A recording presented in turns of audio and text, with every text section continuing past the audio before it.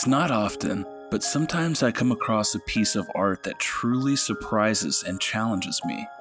Whether it be a novel, film, artist, or video game, there's nothing like a gem surpassing all reasonable expectation. In this case for me, I've always had a strong bias against mobile games. Anything designed for my money over my emotions is not what I'm after. For that reason, I had mostly ignored Square's mobile exclusive Final Fantasy games. In January 2020, Square announced that one of their mobile projects would be officially shutting down by the end of June that same year. Since it was Final Fantasy, I knew I'd better experience it before it was too late.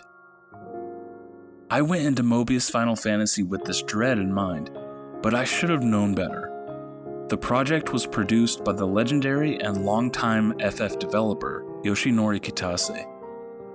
His vision for this game was to break into the market of those like me that have a sour taste toward the mobile platform, bridging the gap between mobile and console experiences. Kitase wanted to make a mobile game equivalent to that of a modern console title. The development team consisted of many veterans from the console Final Fantasy titles: Yoshinori Kitase, Kazushige Nojima, and Motomu Toriyama. Their development tagline, "A rich gaming experience, anytime, anywhere." This, a dedicated Mobius fanbase, will forever stand by. First and foremost, we wanted to make a proper RPG for the smartphone.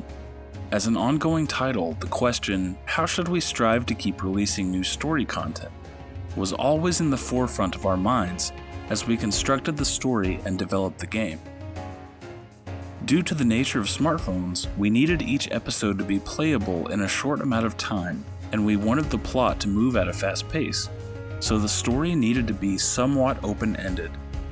It worked out well because the world of Polymecia itself was created as an open-ended element, and I feel that meshed well with the game's characteristics and story. Mobius Final Fantasy officially shut down at the end of June 2020, leaving a dedicated cult following behind. While I played it and recorded footage beforehand with this inevitable fate in mind, I knew I was living the end of an era that would never return. Precious moments like these are meant to be reflected upon.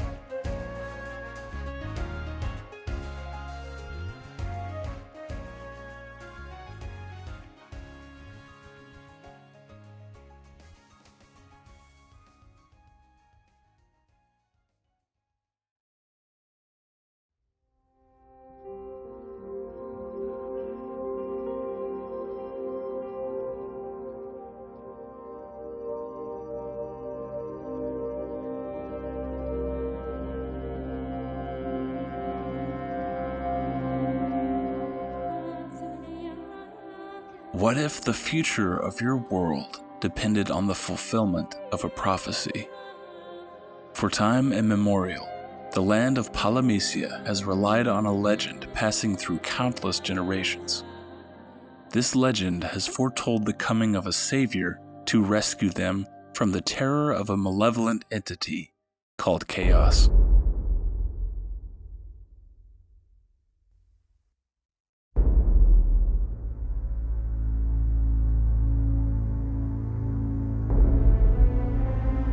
This Savior shall restore hope to the people of this land, and his name shall be Wool, a foreigner with no memory of his past or journey. While the dark grip of chaos spreads across Polymecia, the ever-hopeful citizens lie in wait for their mysterious hero.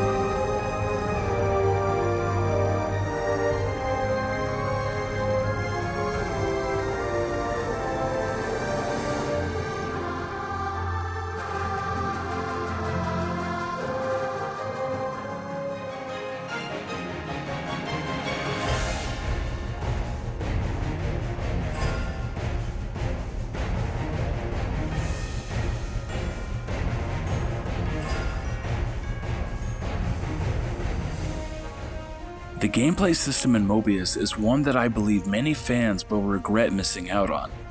It, in many ways, is traditional, providing fresh turn-based battles. In other ways, feeling completely original for a Final Fantasy game. Each node on the world map leads to a series of command-based battles.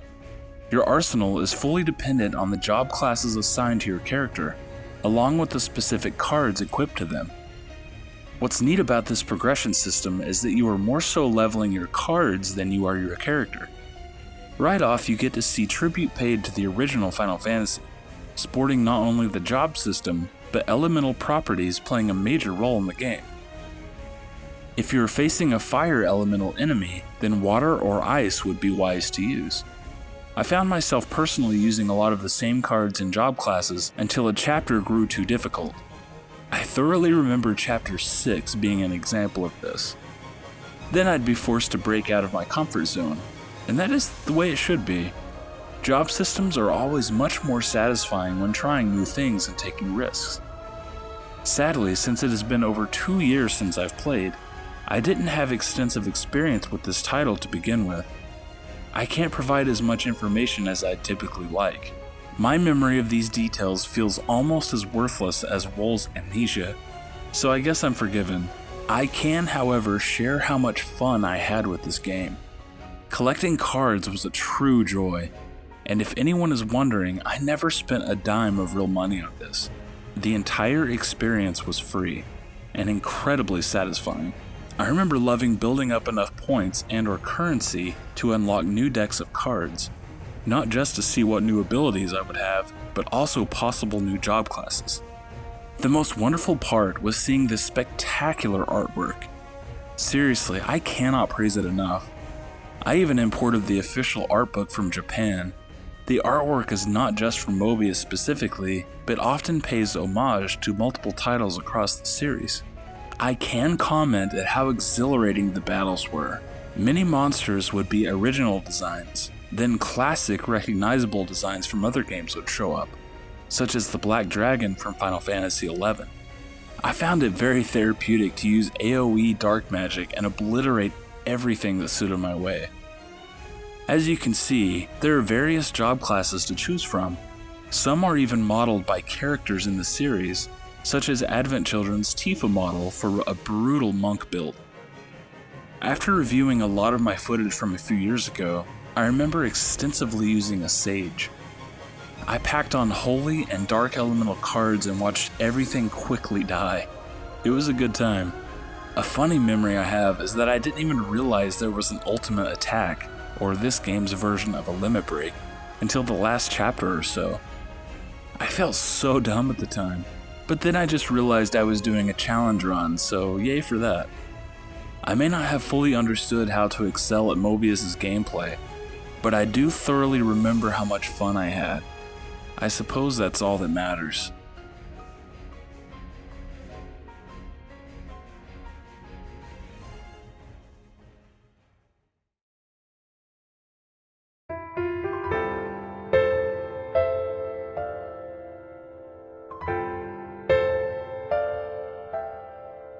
Possibly the most impressed I was with Mobius was with the music and artwork. The main composer for Mobius was Mitsudo Suzuki, mostly known for his work on Final Fantasy XIII-2 and Lightning Returns.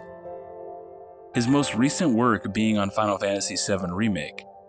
There was enough music written and composed for Mobius to require 3 separate soundtracks spanning multiple discs.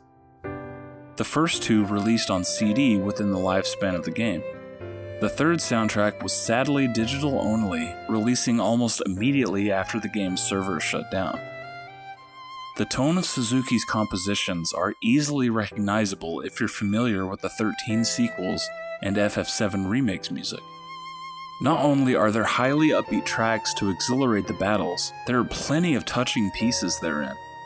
In fact, the theme for Wool, also known as The Journey Begins, could easily have been written by Nobuo Uematsu. That's how much it has stuck with me these past few years. All in all, the soundtrack for this game is far beyond what you'd imagine for a mobile game. There was a lot of heart put into this. and many times on par with what you'd expect from a mainline title. The art director for Mobius was Toshitaka Matsuda, who has worked on the series since Final Fantasy IX. His most notorious work also probably being the Final Fantasy XIII sequels.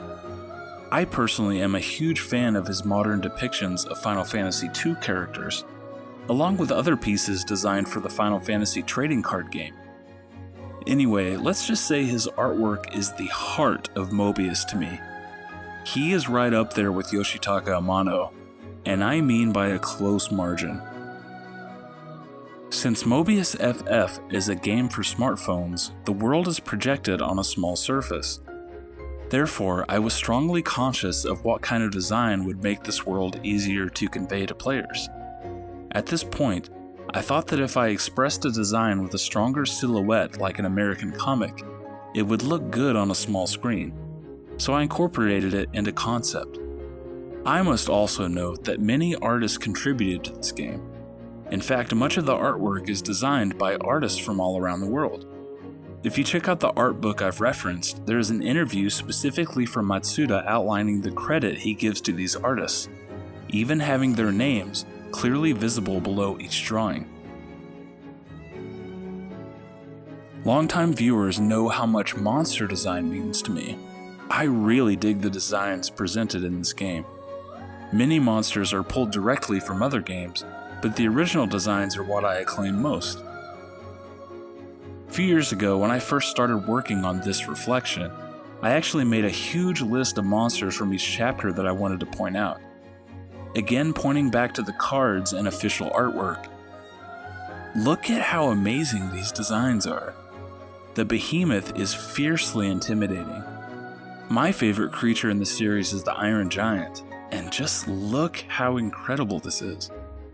Little did I know that the quality of the artwork was envisioned to elevate the battle system and overall addicting nature for the player. Having abilities set up as cards is an idea that aims to have players become more attached to their abilities. Having Kate Sith or Ketchi on the card rather than just Cure can serve as a form of motivation for players. For example, a player may think, "This is a cool looking card. I want to get this and level it up." That is why we had both internal and external staff work on art illustrations. I hope players can appreciate the drawings on the cards as well. Yoshinori Kitase. It is impossible for me to go over everything I love here, but I would encourage anyone to check out the art book for this game, or even just official art online. Here's a small showing of key pieces I will always cherish.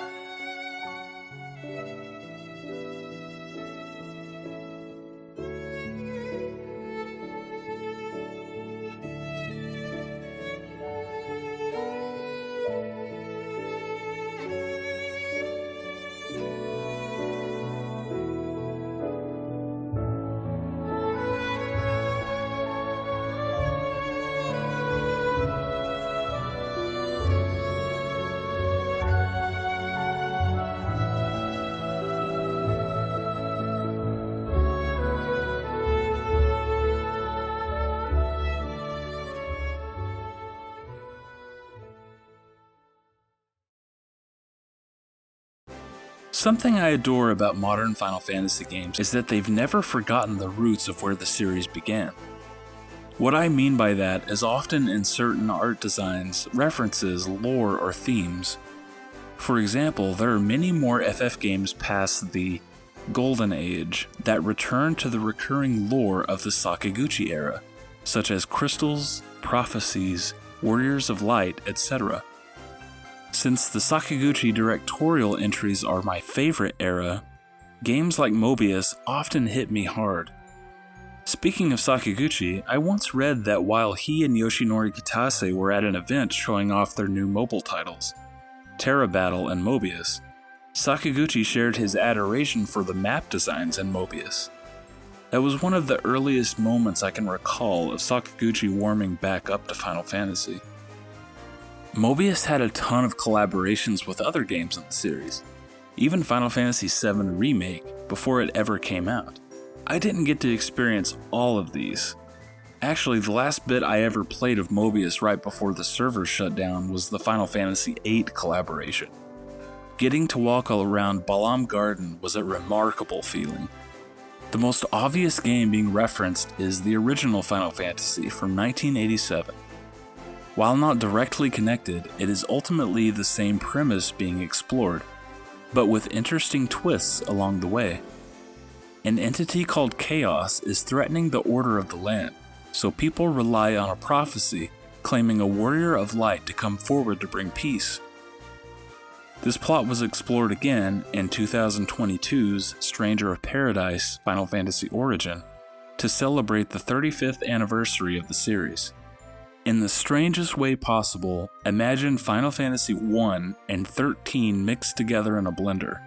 That's my elevator pitch of what Mobius is. My favorite moments in Mobius were when the elemental fiends appeared that referenced FF1. Merilith especially was an outstanding moment. Chaos is of course the main antagonist of FF1, but looks absolutely nothing like the original creature. I'm not complaining though. There's something unsettling about this design. I really like it. The biggest enemy, Chaos, is the theme of a huge wandering object. It feels like a disaster itself. By breaking the face closer to a humanoid shape, it gives a relatively strange feeling and strengthens the eeriness. The more eerie that Chaos is expressed as a symbol of the chaos and fear of the world, and the darker and scarier it is, the more the brilliance of the Warriors of Light, Wool, Echo, and Sarah will stand out. Toshitaka Matsuda. I know I keep coming back to the artwork here, but it's evident there was a focused vision therein, and it certainly resonated with me. In fact, what I already said about this game's chaos design was written long before I found and translated this quote.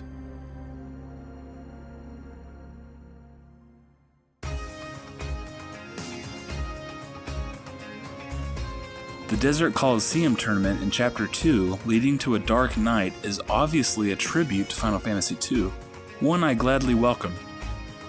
Not long after this, you get to battle the Lich, and I can't help but compare his design to Emperor Mateus from the same game. These small details may mean nothing to most, but they were genuine treats to this guy.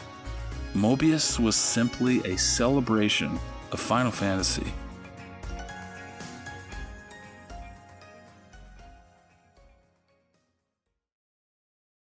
One of my favorite aspects of the Final Fantasy series is that new ideas are on the forefront of each game's design. Even when most people would readily dismiss a mobile game, Yoshinori Kitase's vision is to push boundaries and create an experience that is worthwhile. It's obvious Kitase was a protege of Hironobu Sakaguchi, as Sakaguchi always claimed the true definition of Final Fantasy series as continuing to challenge yourself, explore new frontiers, and move in a direction yet to be uncovered.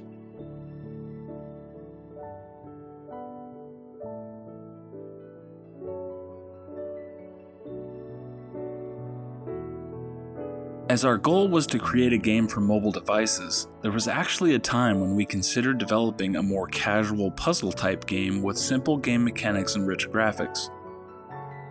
But after some trial and error, we came to the conclusion that if our target was dedicated players who usually play console games, we should make an app with a solid level of strategy in addition to vivid graphics, which would differentiate itself from other smartphone games.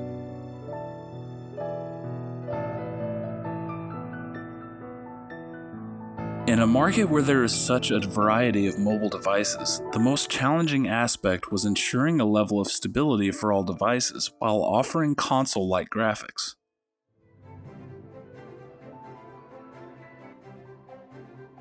To be honest, when we started development, there were some nervous voices within the company that questioned the need for such a rich game in a market full of casual games.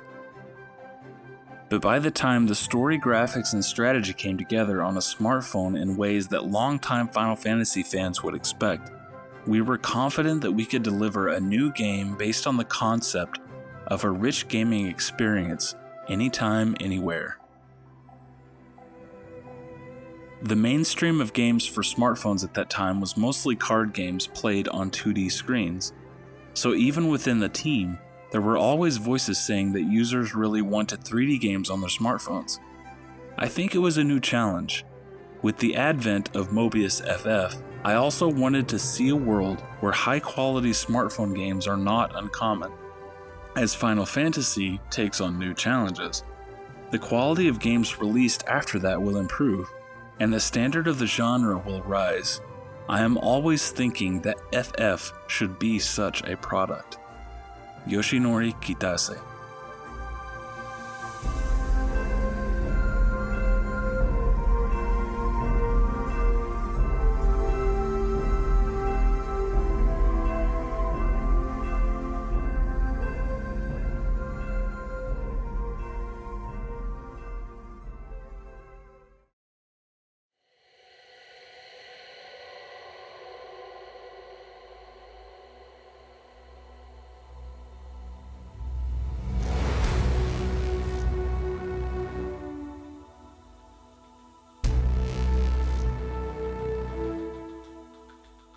In traditional fashion, I always want to take time to talk about the final dungeon. Let's just say I was on the theoretical edge of my theoretical seat. This game was challenging as a whole, but this final chapter truly tested me. I clearly remember dying over and over to Garland before I even entered the final dungeon. I almost ran out of Phoenix Downs, but I managed to knock him down eventually. The Chaos Temple and Labyrinth of Discord is broken up into 4 elemental sections representing fire, water, earth, and wind, leading to each respective archfiend. This area is full of classic Final Fantasy monsters, and certainly lives up to what I expect from a final dungeon. Lots of great boss battles, fitting music, and visuals, and it evokes the feeling of this being the last hurrah.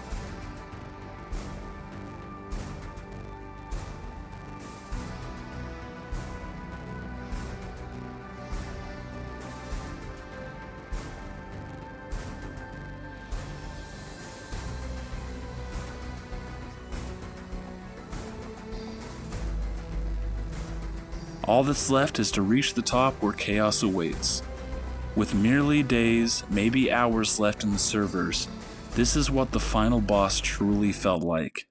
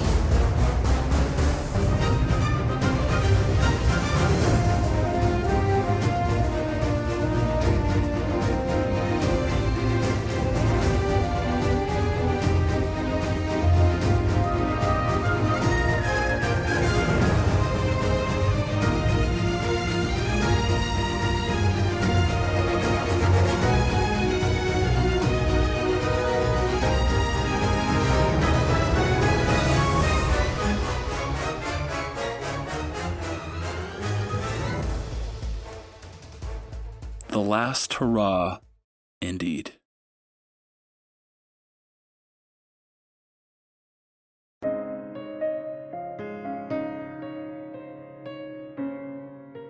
I recorded this footage almost 3 years ago, shortly after the announcement of the game's impending closure.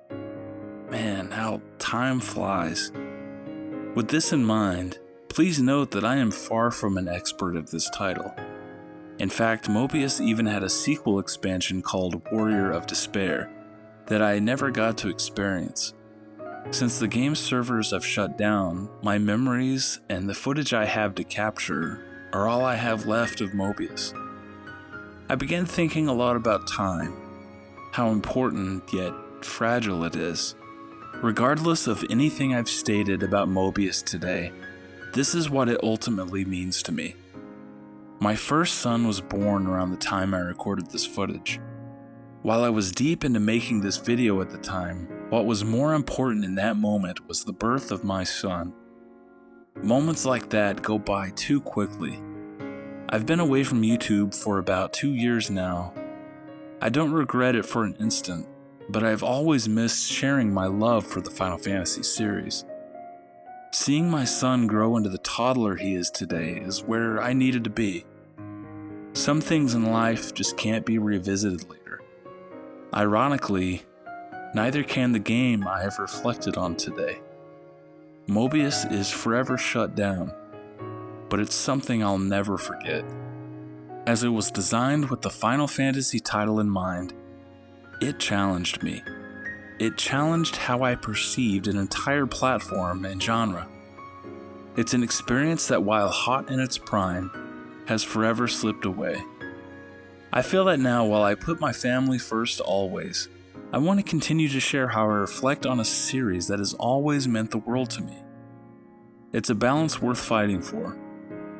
Remember, no one shall remember the names of those who do not fight. Some of you watching may not have any experience of this game, so I wanted to share my memories, how I reflect. For Mobius, a reflection is all I have now.